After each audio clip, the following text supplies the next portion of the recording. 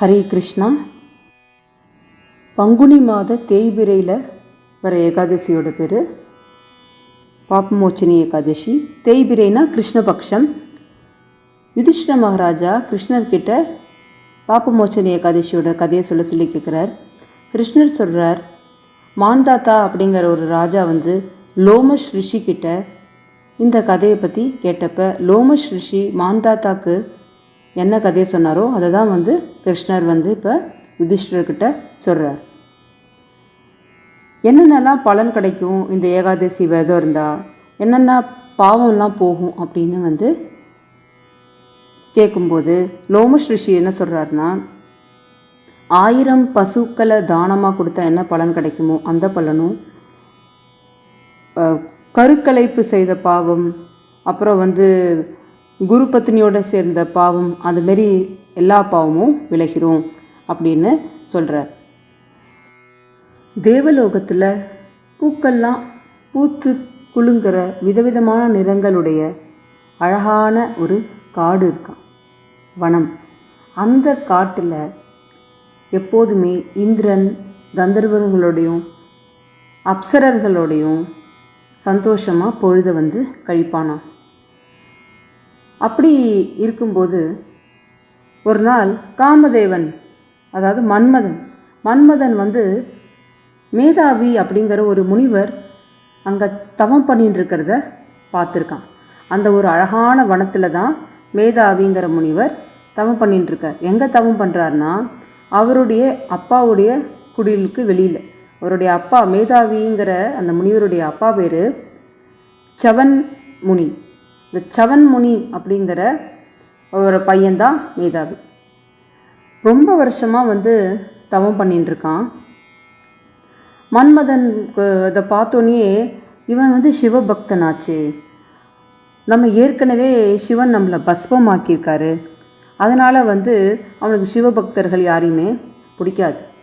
இந்த மேதாவியோட தவத்தை கலைக்கிறதுக்காக அந்த மன்மதன் யோசித்தான். அவன் எப்போ பஸ்பமானான்னா சதிதேவி, அதாவது சிவபெருமானுடைய மனைவி சதிதேவி, சத்தியோட அப்பா தக்ஷ பிரஜாபதி ஒரு யாகம் பண்ணும்போது அந்த யாகத்துக்கு சிவனை மட்டும் கூப்பிடலை, விஷ்ணுவையும் பிரம்மாவையும் கூப்பிட்ட அந்த தக்ஷ பிரஜாபதி சிவனை கூப்பிடலை. அப்பா கூப்பிடாட்டியும் என்ன, நம்ம அப்பா தானன்னு சொல்லிட்டு சதிதேவியும் போய் கடைசியில் அவமானப்பட்டு தன்னோட கணவரை நம்ம அப்பா மதிக்கலைங்கிற கோபத்தில் தீக்குளிக்கிறார். சதிதேவி தீக்குளித்ததுக்கப்புறம் சிவபெருமானுக்கு கோபம் வந்ததுனால அவர் எல்லா இடத்தையும் பஸ்மமாக்கினார்.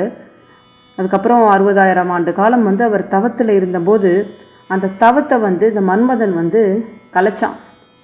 அவர் 3வது கண்ணை திறந்து அவனை பஸ்மமாக்கினார். அந்த கோபத்தில் மனசில் வச்சுட்டு இந்த மேதாவிங்கிற ஒரு முனிவர் சிவபக்தன் சொல்லிட்டு மஞ்சு கோஷா அப்படிங்கிற ஒரு நடனக்காரி, அதாவது அப்சரா, மஞ்சு கோஷாங்கிறவளை ஏற்பாடு பண்ணியிருந்தார் இவரோட தவத்தை கலைக்கிறதுக்கு. மஞ்சு கோஷா ரொம்ப ரொம்ப அழகாக இருப்பாள், அவள் நல்லா பாடுவா, நல்லா ஆடுவா. ஆனால் அவருக்கு முனிவர்கிட்ட போய் இந்த வேலையெல்லாம் செய்கிறதுக்கு பயம். அதனால் என்ன பண்ணால், முனிவர் எங்கே இருக்காரோ அதுலேருந்து ஒரு 3 கிலோமீட்டர், கிட்டத்தட்ட 2 மைல் தள்ளி இருந்து ஒரு குடில் அமைச்சு அந்த குடிலேருந்து இவ பாட்டு பாடுறா, அவர் காதலை விடுற மாதிரி. அப்புறம் அவளோட தம்பூராவில் இசை வாசிக்கிறா. அவரோட குரல் ரொம்ப இனிமையாக இருக்குது, நல்லாவும் ஆடுறா. அவள் ஆடும்போது அவருடைய சலங்கை ஒலி, அப்புறம் கையில் போட்டிருக்கிற வளையல் ஒலி, இடுப்பில் கட்டியிருக்கிற அந்த ஒட்டியானத்துலேருந்து வர மணிகளுடைய ஒலியெல்லாம் எழும்பி ரொம்ப ஒரு ரம்யமான சூழ்நிலையோடு இருக்குது. ஒரு வழியாக மேதாவியோட தவமும் கலைஞ்சிடுறது. மேதாவியோட தவம் கலைஞ்சதுக்கப்புறம் மேதாவியும் மஞ்சு கோஷாவும் காடாக போய், மஞ்சு கோஷாவுக்கு பயம். இது மாதிரி மேதாவிக்கு மேதாவி மயங்கி போயிருக்கிறதுனால அவனுக்கு எவ்வளோ வருஷம் உருண்டு ஓடுறதுன்னு தெரியல.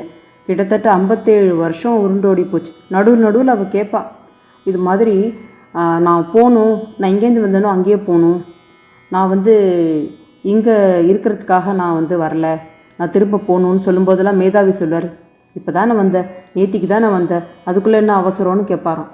அந்த அளவுக்கு அவர் ரொம்ப மூழ்கி இருந்ததுனால அவருக்கு எவ்வளோ வருஷம் உருண்டோடிச்சின்னு தெரியல. பட் 57 வருஷம் ஆனதுக்கப்புறம் அவளுக்கு ரொம்ப பயம் வந்தோன்னே மேதாவி கிட்ட சொல்கிறா, நீ யோசிச்சு பாரு, நம்ம எப்பெல்லாம் எங்கெல்லாம் போய் எதெல்லாம் பார்த்தோம் அப்படின்னு சொல்லி யோசிச்சுப்பார்.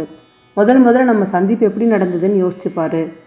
எந்தெந்த காட்டுக்கெலாம் நம்ம போனோன்னு யோசிச்சுப்பாருன்னு சொல்லும்போது தான் மேதாவிக்கு வந்து உரைச்சி தான், இது மாதிரி 57 வருஷம் போயிடுத்து அப்படின்னு சொல்லி, அப்புறம் என் தவமெல்லாம் நாசமாக போச்சு, என் தவத்தெல்லாம் இப்படி கெடுத்துட்டு இப்படி இவளோடு சேர்ந்து நம்ம சுற்றின்னு இருக்கோமே அப்படின்னு யோசிச்சா. கண்ணெல்லாம் செவன்னு செவந்து பயங்கரமாக கோவமாகி சாபம் விட்டாராம். என்ன சாபம்னா, பிசாசா போ அப்படின்னு சொல்லி சாபம் விட்டார். அதை கேட்ட உடனே மஞ்சு கோஷா பயந்து போய், 57 வருஷம் நம்ம சேர்ந்து இருந்திருக்கோம், இப்படி பிசாசா போடணுன்னு சொல்லி சபிச்சிட்டிங்களே, சாப விமோச்சனம் கொடுங்கன்னு சொல்லி கெஞ்சினதுக்கப்புறமா, சாபத்தை கொடுத்தாச்சு, அதை திருப்பி எடுத்துக்க முடியாது, சாப விமோச்சனம் என்னன்னு வேணால் சொல்கிறேன் அப்படின்னு சொல்லி, இந்த பங்குனி மாதம் கிருஷ்ணபக்ஷம், அதாவது தேய்பிரையில் பாப்பமோச்சனி ஏகாதசின்னு ஒன்று வரும்.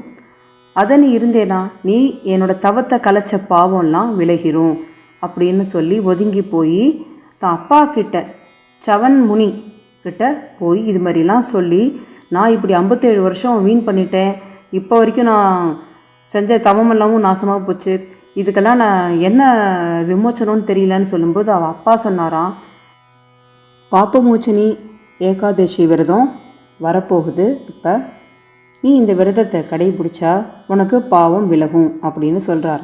மேதாவி யோசிச்சார், நம்மளும் அதே உபாயத்தை தான் வந்து மஞ்சு கோஷாவுக்கும் சொல்லியிருக்கோன்னு சொல்லி இந்த விரதத்தை 2 பேருமே, மஞ்சு கோஷா மேதாவி 2 பேருமே முறைப்படி அனுசரித்து பாப விமோச்சனம் அடைஞ்சு, மஞ்சு கோஷா பழைய மாதிரியே அழகான பிசாசு சரீரத்திலேருந்து வெளியில் வந்து தேவலோகத்துக்கு திரும்பியும் போனாலாம். இந்த கதையை லோமஷ் ரிஷி மான்தாத்தாக்கு சொல்கிறார். மான்தாத்தாவும் லோமஷ் ரிஷி சொன்ன மாரி விரதங்களை முறைப்படி இருந்து அவன் பாவத்திலேருந்து விலகினானா. இந்த லோமஷ் ரிஷி மான்தாத்தாக்கு நடந்த பேச்சுவார்த்தையை வந்து கிருஷ்ணர் யுதிஷ்டிரன்கிட்ட சொல்கிறார்.